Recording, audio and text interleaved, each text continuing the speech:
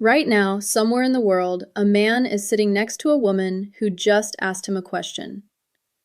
It doesn't feel important in the moment. It rarely does. The question sounds ordinary, almost automatic, like something said to fill silence rather than change meaning. He answers casually, without hesitation, maybe even with a half-attentive tone. His mind is somewhere else, on his phone, on his thoughts, on the comfort of not needing to think too deeply about what was just said. But what he doesn't realize is that something far more significant just happened in that exchange. Because in that moment, she didn't just ask a question, she extended a signal. Not a loud one, not an obvious one, not the kind that announces itself with certainty or emotional drama. It was subtle, quiet, wrapped inside language so normal that it feels almost invisible. And that is exactly why it matters. From her perspective, that question carried layers he never heard. It contained curiosity, yes, but also emotional risk. A small attempt to reach across an invisible distance and check whether he is truly there with her or just physically present. And when his response lands flat, when it is brief, distracted, or mechanical, something internal shifts in her that he will not notice in that moment. Not anger, not confrontation, something quieter. A recalibration of emotional distance. And the tragic part is this: he will likely never know it happened. That man might be you. And if it is, the point of this is not blame, it is awareness. Because most breakdowns in connection do not begin with conflict. They begin with missed meaning inside ordinary moments. And after today, the idea is simple. Those moments stop being invisible. Because here is a truth that often feels uncomfortable at first, but becomes clearer the more you observe human interaction closely. People rarely say exactly what they mean when emotional vulnerability is involved. Not just women, not just men. All people, in different ways, adjust their language when what they truly feel feels too exposed to say directly. But there is a pattern in how this tends to show up in romantic and emotional contexts, especially in early or developing attraction. What is meant is rarely what is spoken, and what is spoken is often a safer version of what is actually felt. That gap, the space between expression and intention, is where most misunderstandings in relationships are born. It is not that meaning is absent, it is that meaning is encoded, wrapped inside politeness, wrapped inside humor, wrapped inside casual questions that appear harmless on the surface. And if you respond only to the surface, you miss the layer underneath entirely. That is where emotional disconnection begins. Not in cruelty, not in rejection, but in misalignment. And this is where communication becomes less about words and more about interpretation. There is a well-documented pattern in communication research that shows how people often rely on indirect language when the stakes of emotional exposure are high. Studies in interpersonal linguistics have repeatedly observed that when individuals feel emotionally vulnerable, particularly in contexts involving attraction, approval, or fear of rejection, their language becomes less direct and more layered. Not because they are deceptive, but because directness carries risk. If you say something plainly and it is rejected, the rejection feels personal, immediate, and absolute. But if you say it indirectly, you preserve psychological safety. You allow room for interpretation. You avoid full exposure. So what looks like a simple question often carries emotional subtext. And if that subtext is missed consistently, connection starts to weaken in ways that are difficult to identify in real time. Because nothing bad appears to happen. No argument, no breakup, no clear rupture. Just a gradual cooling, a slow reduction in emotional intensity that neither person can fully explain. And this is what makes the topic so important to understand. Because most people assume attraction fails due to big events. But in reality, it often fades through small misread moments repeated over time.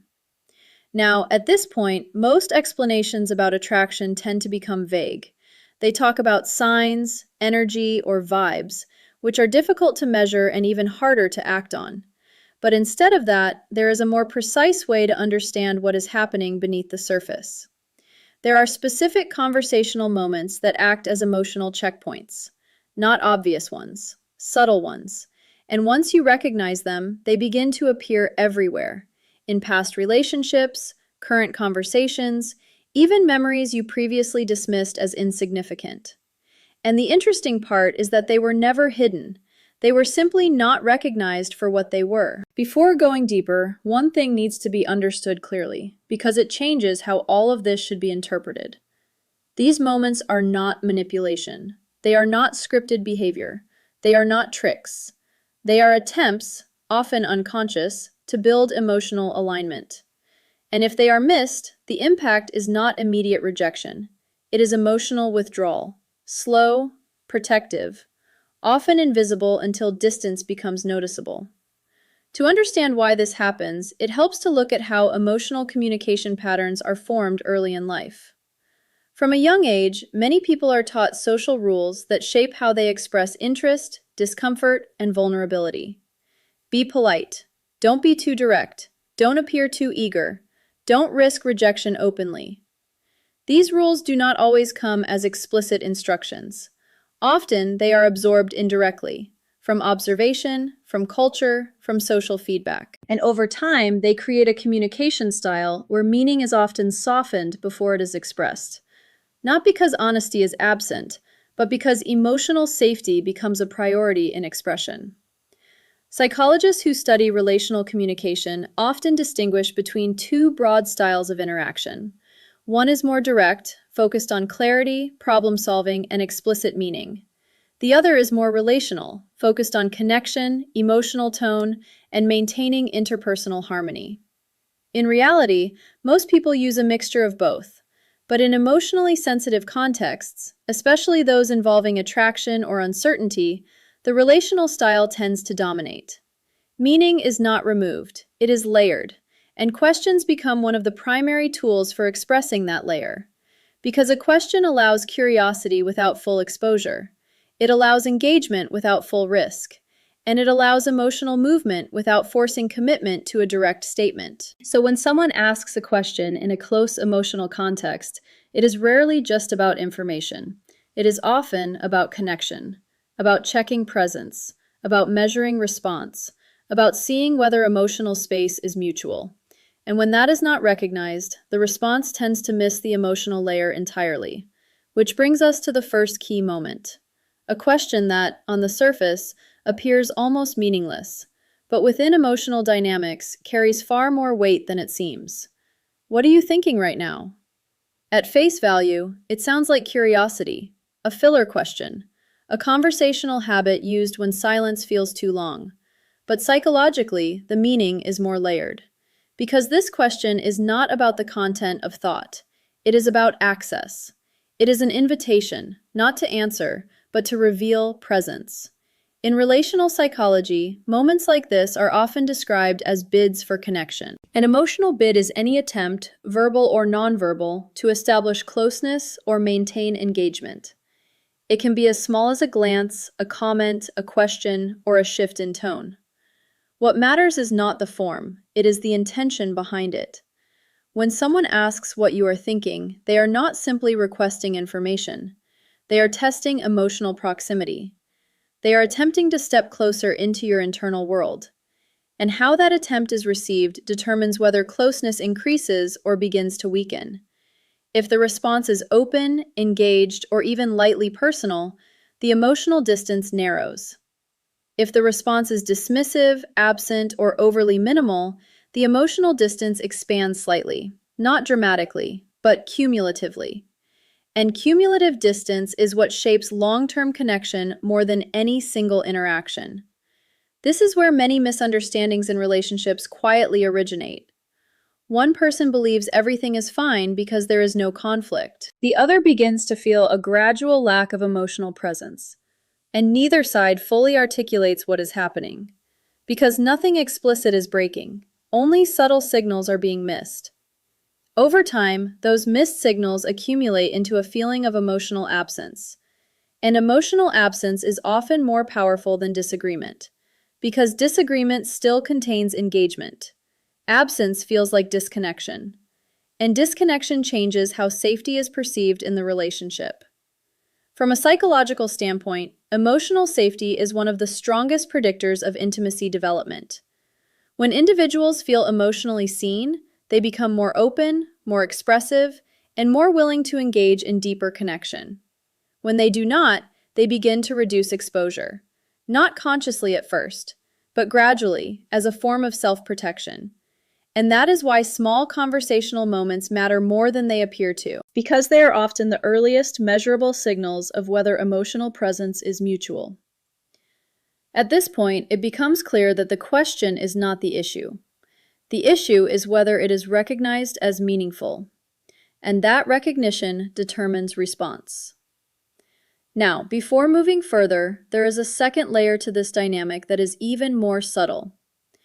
Because emotional communication is not only about what is said, it is also about timing, context, and energy.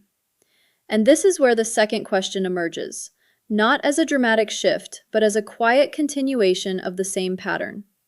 A question that sounds almost too simple to matter. Are you tired? On the surface, it appears to be concern, and sometimes it is exactly that. But in certain emotional contexts, especially where closeness has already been building, it functions as something more complex. It becomes a socially safe way of asking about availability, emotional, not just physical. It allows one person to check whether continuation is welcome without directly requesting it. Because direct requests carry risk, but indirect questions allow interpretation, and interpretation allows safety. This is not manipulation, it is emotional navigation. And like all navigation, it depends on reading signals accurately. When this question appears late in the day, in quiet settings, after extended interaction, its meaning often shifts subtly. It is no longer just about energy levels. It becomes about openness to continuation, and the response, even more than the words themselves, signals direction. If interpreted only literally, the emotional layer is missed. If interpreted only emotionally, the practical layer is distorted. The reality is, both exist simultaneously, and understanding both layers is what prevents miscommunication. Because when these moments are consistently misunderstood, something predictable tends to happen. The emotionally engaged person begins to feel unseen, not rejected, not dismissed directly, but unacknowledged in subtle attempts to connect. And that feeling, when repeated, leads to withdrawal. Not dramatic withdrawal, gradual withdrawal. The kind that does not announce itself until distance has already formed. And by the time it becomes noticeable, the earlier moments that caused it are often forgotten. Which is why understanding them in real time matters. Because once emotional distance becomes established, reversing it requires significantly more effort than maintaining connection in the moment. This is the core idea running underneath everything here. Not that people speak in codes, but that emotional meaning often exists one layer deeper than words, and relationships are shaped by whether that layer is recognized, and if it is recognized, how it is responded to. Not perfectly, not theatrically, but attentively. Because attention in emotional communication is often the most important form of participation. And when that attention is present, even the smallest questions become moments of connection rather than missed signals. And that is where real understanding begins.